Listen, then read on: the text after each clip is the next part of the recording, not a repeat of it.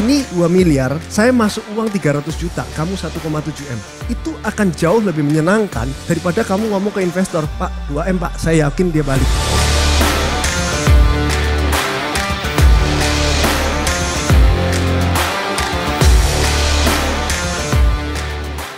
Ini kalau saya dari nol, apa yang akan saya lakukan? Saya sampai mikir waktu itu, gimana ya caranya? Terus saya bayangkan apa yang akan saya lakukan. Gini,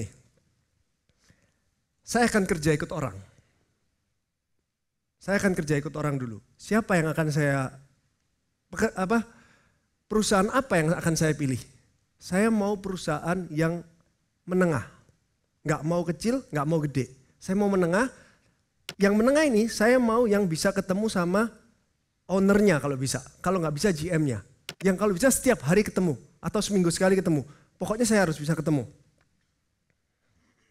Kenapa? Kalau kecil, kalau misalnya kamu masuk di Google, kamu nggak mungkin ketemu ownernya.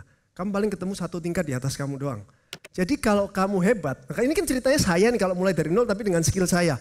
Saya udah 19 tahun kerja. Jadi saya udah punya skill lah setidaknya. Kalau saya nggak ketemu ownernya sayang gitu. Saya nggak bisa belajar, saya nggak bisa tukar pikiran. Semua udah ada SOP-nya ya kan. Susah, saya mau kasih terobosan juga susah. Misalnya saya kerja di Google, saya nggak lebih pinter dari ownernya gitu loh. Saya mau ngasih insight apa ke mereka, saya malah belajar banyak nanti. Gue nggak akan kerja di perusahaan gede ini ya. Tangan kanan, owner, kalau nggak minimal GM. Ketemunya maksudnya ini ya. Nah ini. Kenapa saya mau kayak gitu? Karena begitu saya masuk di perusahaan itu, saya akan pelajarin. Misalnya dia perusahaan apa ya? Jualan kopi gitu, atau perusahaan apapun itulah ya, bengkel atau apapun itulah ya. Apapun saya bilang, saya akan ngelamar apapun yang bisa ketemu ownernya. Terus setelah saya masuk, saya akan belajar dulu 3 bulan flow pekerjaan perusahaan itu dari A sampai Z. Bukan cuma divisi saya doang, saya akan pelajarin semua, saya akan research semuanya dari YouTube, dari Google, dari ChatGPT, saya akan research, saya akan tanya kiri kanan, tanya saudara saya, tanya tetangga, tanya semua yang ada di kantor itu dia ngapain aja. Terus baru saya pikirin gimana caranya menaikkan revenue perusahaan ini dengan research itu. Dengan skill saya yang udah 19 tahun. Setelah saya pikirin saya akan bikin PPT, saya akan ketemu dengan ownernya dan memberikan usul setelah 3 bulan saya kerja minimal. Kalau bisa 6 bulan, kalau bisa setahun juga apa-apa, nggak buru-buru supaya lebih tepat dan lebih pantas untuk ngomong gitu. Jadi dengan adanya itu saya bisa memberikan impact kepada perusahaan itu. Kalau saya bisa memberikan impact ke perusahaan itu, otomatis saya akan cepat naik pangkat. Atau mungkin dikasih bonus. Atau intinya kalau kamu kerja di tempat orang, kalau kamu bisa membuat perusahaannya dia semakin maju, bosmu gak mau kehilangan kamu. Bener kan? Gak mau dia. Jangan ngomong gaji deh, kamu ngomong gaji berapapun, saya pasti oke. Yang penting kamu jangan keluar, itu artinya kamu memberikan impact ke dia.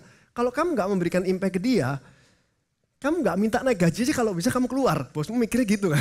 Jadi mikirnya kita itu harus bikin impact apa gitu loh. Jangan mikir nego gaji. Kalau kamu bikin impact, bahkan mungkin kamu diajak kerjasama atau dikasih saham nanti sama dia. Atau diajak bosmu untuk bikin sesuatu yang baru, tapi kamu masuk saham di dia, masuk saham di perusahaan itu. Atau apapun itu, tapi kamu harus memberikan impact gitu loh. Kalau nggak dikasih apa-apa, bosnya pelit gitu ya. Mungkin nggak? Mungkin aja ya kan. Setidaknya kamu sudah pelajarin semuanya flow itu. Dan kamu udah punya gaji juga. Setelah kumpulin duit yang cukup nih ya, mulai usaha. Mulai usahanya gini, kamu kan udah punya duit nih kerja, misalnya kan mulai dari nol. Kerja setahun, 2 tahun, 3 tahun punya duit. Nah kalau saya mungkin di bidang gadai bisa, atau kalian punya skill di mana, ajak investornya tapi kita harus punya duit dulu. Misalnya saya punya duit 300 juta setelah saya kerja sekian tahun ya. Terus saya tahu saya mau kerjain apa, misalnya mau buka kafe atau buka apa gitu. Saya cari investornya, saya bilang gini, ini 2 miliar, saya masuk uang 300 juta, kamu 1,7 M. Itu akan jauh lebih menyenangkan daripada kamu ngomong ke investor, Pak 2 M Pak, saya yakin dia balik. Loh kamu sendiri gak berdarah-darah masuk? Ya kalau balik, kalau rugi saya rugi sendirian. Investor pikirannya gitu. investor tahu kalau kamu juga masuk duit, oh iya kita sama-sama nih. Oke ayo kita berani, semakin besar kamu masuknya semakin investor semakin berani sama kamu. Ditambah dengan skill kamu tapi pengalaman kamu yang misalnya kamu tadi kerja di tempat lain itu, terus kamu udah keluar kamu bisa jelaskan kan, saya mau bikin begini, caranya begini semua, saya udah ada uang segini dengan tambahin uang segini, kita akan menjadi segini. Masuk akal gitu loh. Karena kamu udah ada pengalamannya, nggak cuma cerita ngarang doang. Pak saya lihat di sana kita kayaknya juga bisa Pak, tapi kita udah ada pengalamannya. Itu kalau saya mulai dari nol. Nah ini kepentingan sebagai pebisnis, bagi kita kalau mau cari investornya yang fair dan gak campur tangan. Itu enak tuh, cari investor harus yang gak campur tangan, dia maunya pasif. Kalau kamu campur tangan, pusing kamu. Karyawannya jangan banyak-banyak, ngapain kamu pakai karyawan yang ini, kamu kalau diurusin akhirnya bisnisnya jadi milik dia. Jadi pusing, itu yang dilakukan oleh Holy Wings sekarang, investornya ada 100 sekarang Holy Wings. Rata-rata di masing-masing outlet investornya beda-beda. Tapi investornya di masing-masing outlet paling 1%, 2%, 3%, 5%. Jadi dia gak ikut campur karena kecil kan di outletnya. Jadi gak ikut campur, jadi foundernya Holy Wings itu bisa bekerja sesuai dengan apa yang dia lakukan gitu loh. Kalau investornya kegedean, misalnya satu outlet nih. Investornya 60%, Holy Wings 40%. Misalnya ini gak ada yang kayak gini. Akhirnya kalau kita karyawannya kebanyakan, investor komplain gak? Komplain. Investornya, kenapa kamu karyawannya banyak? Harusnya kita bisa untung segini kok cuma segini gitu. Kalau dia cuma 3%, komplain gak? Males lah dia. Males, mungkin kedua malu kali ya. Gila gue cuma 3% aja gue ngomel-ngomel lagi. Ngapain juga gue kayak gitu. Makanya cari investornya itu cari yang gak campur tangan. Itu akan memudahkan kamu nanti sebagai itu. Cara mencari partner ini ciri-ciri bisnis yang gue mau invest. Ini kalau saya invest tuh saya lihat orangnya. Baru bisnisnya. Bisnis sebagus apapun, kalau orangnya nggak bagus, saya nggak akan mau masuk. Semurah apapun, sebagus apapun, sepasti apapun untung, saya juga nggak mau masuk. Belum tentu pasti. Kayak saya tanya kemarin di Instagram saya yang follow saya, kamu mau uang berapa ya saya 100 juta besok atau 2 tahun lagi 1 miliar ya?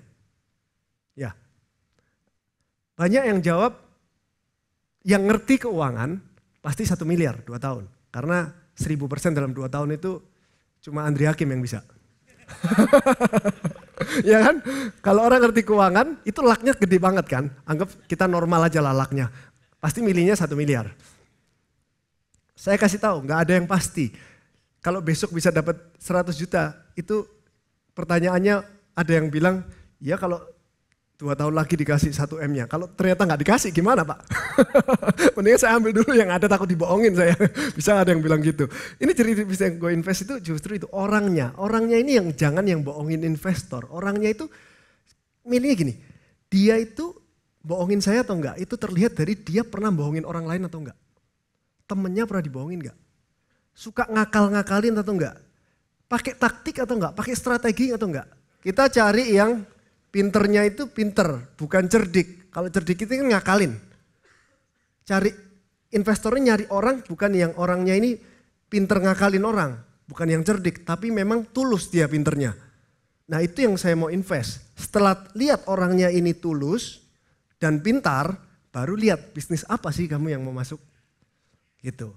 Kayak tadi saya juga banyak invest di Bro Bong Chandra. Bahkan itu saya cocok sama orangnya.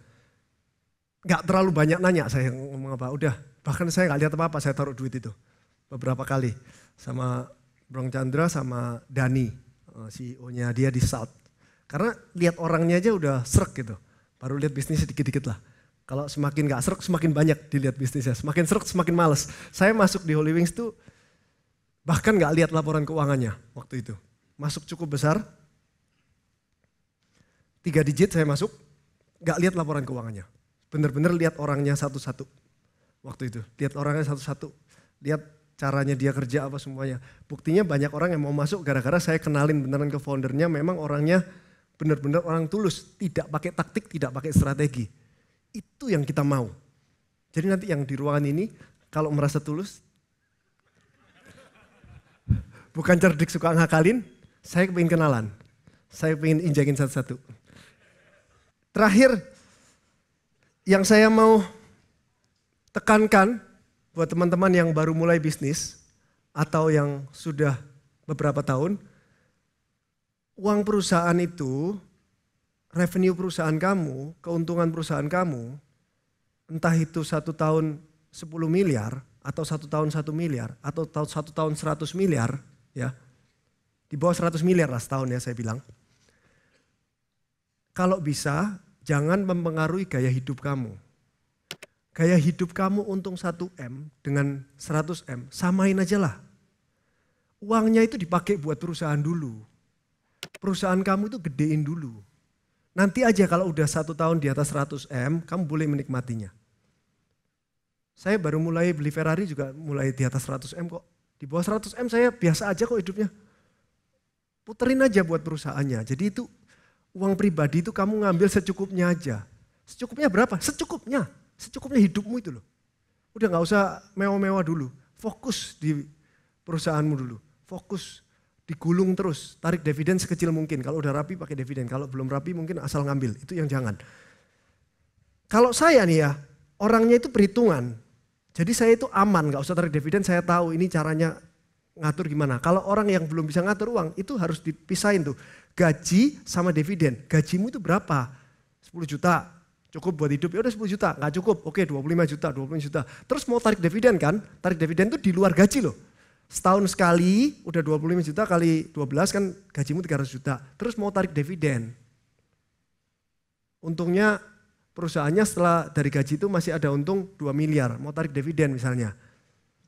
Boleh nggak? Boleh nggak? Nggak boleh, boleh. Gak boleh, belum 100M, jangan saya bilang. Jangan ditarik, puterin terus. 2M-nya itu puterin terus. Puterin kemana? Puterin ke kripto. Jangan. Puterin ke perusahaannya itu dulu. Sampai kamu nyerah. Nyerahnya itu karena apa? Ini penting nih. Nyerahnya karena kalau 2M-nya ini saya pakai lagi, berarti saya kan harus buka duri satu lagi nih kok. Satu perusahaan lagi. Sedangkan saya baru satu ini aja saya pusing ngurusin karyawannya. Karyawannya keluar masuk, saya belum jago untuk ngarusin karyawan saya ini. Kalau saya buka satu outlet lagi, saya makin pusing nih, makin kacau kok. Jadi saya mendingan urusin ini dulu, yang 2M ini saya diamin dulu ya. Boleh taruh kripto 2M-nya, ngerti ya? 2M-nya taruh kripto boleh. Karena kamu gak mampu untuk perusahaan dulu. Tapi kalau kamu mampu, kemampuan saya masih kuat. Kemampuan managerial skill saya, buka 5 perusahaan lagi, 5 outlet lagi saya masih kuat. Tapi duitnya cuma ada 2M. Jangan beli kripto. Buka lagi perusahaannya, buka tuh sampai kuat. Saya gak kuat terus terang. Kenapa cuma 1.000, kenapa gak 10.000? Saya bisa 10.000 loh. Outlet Pegadaian Hijau itu sekarang 4.000 outlet. 4.000 outlet dia terima emas, 99% aset dia emas. Elektronik dia 1%, saya 99% elektronik. Orang yang punya emas sama punya elektronik besar mana? Pasti elektronik, pasti handphone kan? Kalau dia 4.000 saya bisa berapa berarti? 10.000 bisa dong. Kenapa saya nggak 10.000 duit saya ada? Kenapa saya cuma 1.000? Kenapa 1 tahun cuma buka 200? Kenapa nggak 1 tahun buka 2.000? Kenapa nggak langsung aja tahun depan buka 9.000? Kenapa? Nggak kuat managerial skill saya itu belum jago. Jadi saya sekuat saya aja udah. Daripada makin kacau, buka 1.000 lagi, yang 1.000 awal ini kacau nanti. Jadi saya, makanya prinsip saya alon-alon asal kelakon. Pelan-pelan, perlahan tapi pasti. Jadi saya mendingan selamat gitu, pelan-pelan tapi pasti mendingan selamat. Akhirnya karena saya nggak kuat, jadi ada uang lebih yang saya nggak bisa buka outlet itu. Uangnya buat apa? Makanya saya beli kripto waktu ketemu Bro Timothy. Ngerti kan? Waktu itu nggak ketemu Andri Hakim. Kalau ketemu saya masuk juga 10.000% tuh. Saya ketemu Timothy itu waktu Bitcoinnya 27.000 tuh. Jadi sekarang udah kali 2 duitnya. Kalau ketemu Andri Hakim, wih, saya udah gak mau ngisi gini-gini. Oke, cukup. Saya rasa cukup. Semoga teman-teman dapat ilmu di sini. Gak cukup banyak waktunya, cuma setidaknya mudah-mudahan terinspirasi, mudah-mudahan pulang dari sini semangat kerja terus. Cepat jadi triliuner.